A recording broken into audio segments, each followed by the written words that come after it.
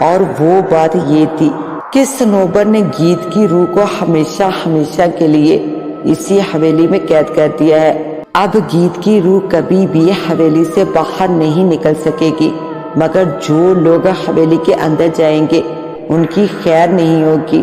اب گیت اس حویلی کے اندر قید ہو گئی ہے، اور گیت کا خاتمہ بھی تب تک نہیں کیا جا سکتا جب تک کہ اس کے جسم کو جلا نہ دیا جائے۔ گیت ضرور چودھری اور اس کے نوکروں کا شکار کرے گی، مگر دھیرے دھیرے یہ باتیں مجھے صنوبر بی بی کی زبانی پتہ چلی ہیں۔ آفاق صحیح کہہ رہا تھا۔ اگلے دن حویلی میں ایک لڑکی گیت ظاہر ہوئی۔ چودھری گیت کو دیکھ کر مچل اٹھا کہ اتنی پرکشش لڑکی صبح سویرے حویلی کے سامنے باغ میں کیا کر رہی ہے؟ اے چھوکری، کون ہے تو اور کدھر سے آئی ہے؟ میں بہت غریب لڑکی ہوں، بہت زیادہ غریب۔ کچھ گنڈے مجھے اٹھا کر لے جا رہے تھے۔ میں اس گاؤں کی نہیں ہوں، بہت دور کی ہوں۔ مجھے سر چھپانے کے لیے جگہ چاہیے۔ گیت نے آہ زاری کرتے ہوئے مسکین صورت بنا کر کہا۔ چودھری اکرم گیت کی باتیں سن کر خوش ہو گیا اور گیت کو اندر لے کر چلا گیا۔ چودھری کی جو خاندانی بیویاں تھی وہ دور دوسرے گاؤں میں رہتی تھی، اس لیے چودھری نے گیت کو اپنے پاس رکھ لیا۔ گیت نے دوسری رات ہی چودھری کو بے دردی سے مار دیا۔ اس کی لاش حویلی کی چھت سے نیچے پھینک دی۔ حویلی میں چودھری کے قتل کی وجہ سے ایک خلبلی سی مچ گئی اور گیت کو مارنے کے لیے چودھری کے نوکر آگے بڑھے، مگر الٹا گیت ان سب پر ٹوٹ پڑی۔ کچھ لوگ تو روح بھوت بادرو کا ورد کر کے جان بچا کر بھاگ گئے اور کچھ گیت کا شکار ہو گئے، مگر گیت کو کوئی بھی نہیں مار سکا۔ بدکردار چودھری کی لاش چیل کووں اور دوسرے زمینی جانوروں نے چیر پھاڑ دی۔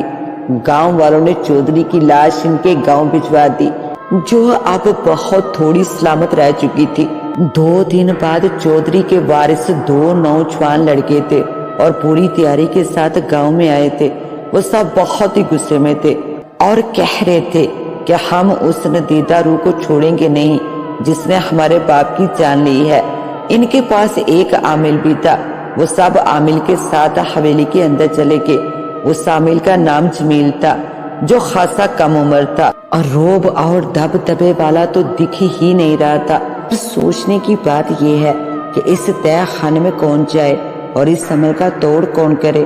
میں جاؤں گا تہہ خانے میں اور گیت کا توڑ بھی کروں گا۔ ہاں آفاق، تم بہادر انسان ہو، مگر اس کا توڑ بہت مشکل ہے۔ 40 دنوں کا عمل ہے اور پھر کامیابی ہونا بھی ضروری ہے۔ میں ہر حال میں یہ عمل کروں گا اور گیت کا جسم ختم کر کے اس حصار ختم کرنے کے بعد گیت کے جسم کو آگ لگا دوں گا۔ ٹھیک ہے نا؟ آفاق نے صنوبر بی بی کو دیکھتے ہوئے کہا۔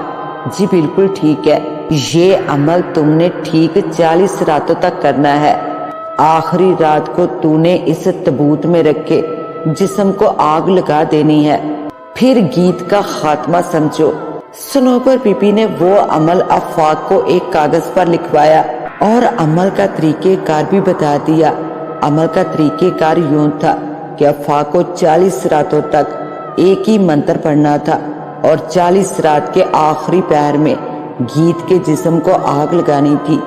آفاق نے یہ عمل کرنے کا فیصلہ کر لیا۔ وہ قبرستان میں گیا۔ وہ یہ عمل قبرستان میں پورا کرے گا اور آخری رات کو حویلی کے تہہ خانے میں پڑے جسم کو آگ لگا دے گا۔ آفاق کا عمل اسی دن سے شروع ہو گیا تھا۔ دن کو وہ آ جاتا تھا اور رات کو عمل کرنے چلا جاتا۔ سب گاؤں والوں کی نظریں آفاق پر جمی ہوئی تھی اور دن پر دن گزرتے جا رہے تھے۔ آفاق کو روحوں نے بہت ڈرایا۔ گیت کی روح تو قید تھی، مگر نظر کے دھوکے کے لیے وہ بھی قبرستان آ جاتی اور آفاق کو ڈراتی۔ آفاق ان ساری باتوں سے ذرا بھی نہیں ڈرا اور اپنا عمل کامیابی سے کرتا رہا۔ آخر کار آفاق نے 40 راتوں کا عمل کامیابی سے کر لیا۔ اگلے دن حویلی چلا گیا۔ یہ صبح کا وقت تھا۔ آفاق بہت خوش تھا۔ میں نے اسے بہت دنوں کے بعد خوش دیکھا تھا۔ آفاق نے جیسے دنیا فتح کر لی ہو۔ اس کے ہاتھ میں جلتی ہوئی مشعل تھی، جسے دیکھ کر میں تھوڑا سمجھ گیا کہ یہ کامیاب ہو گیا ہے۔ جیسے ہی وہ حویلی کے اندر گیا گیٹ خود بخود بند ہو گیا۔ اس وقت میرا دل ہولنے لگا جیسے کچھ ہو رہا ہو۔ آفاق آگے ہی آگے بڑھنے لگا تھا۔ جیسے وہ برآمدے میں پہنچا پھر آگے تہ خانہ تھا۔ آفاق تہ خانے میں جانے کے لیے مڑا ہی تھا کہ گیت کی روح نمودار ہو گئی۔ آفاق کیا تم مجھے فنا کرنے آئے ہو؟ گیت نے آفاق سے پوچھا۔ ہاں، گاؤں والے تمہیں فنا کرنا چاہتے ہیں، مرنے کے بعد بھی تم انسانیت کے لیے خطرہ ہو۔ آفاق میں نے تم سے پیار کیا ہے، تم نے اپنے پیار کو فنا کر دیا۔ اب جب میں اس حویلی میں قید ہوں کچھ کر نہیں سکتی، کیوں مجھے فنا کرنے پر تلے ہو؟ اس لیے کہ تم نے مجھے کبھی پیار نہیں کیا۔ ہاں، میں تو اس معصوم سی بولی بالی سی گیت سے پیار کرتا تھا، میں کسی شیطان کی بیٹی کو کیوں پیار کروں گا جو انسانیت کے لیے اذیت ہو، باعث خطرہ ہو۔ آفاق، تم بھول رہے ہو کہ تم موت کے منہ میں کھڑے ہو، اور اگر تم اپنے ارادے سے باز نہیں آؤ گے تو میں تمہیں مار ڈالوں گی۔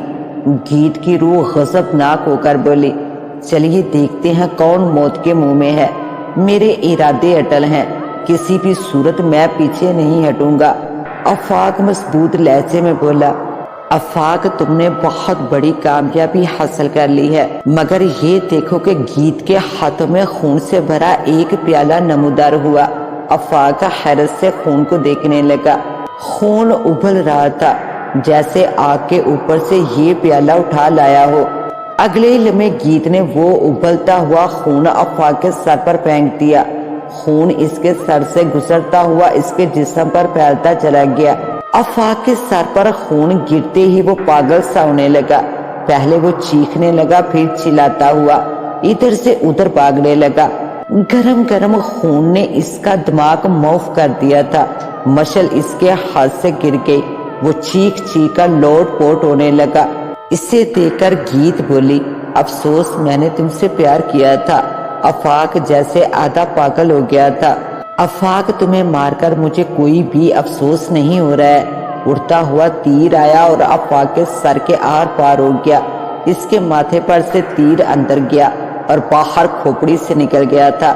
پھر تو جیسے آفاق پر تیروں کی بارش ہونے لگی۔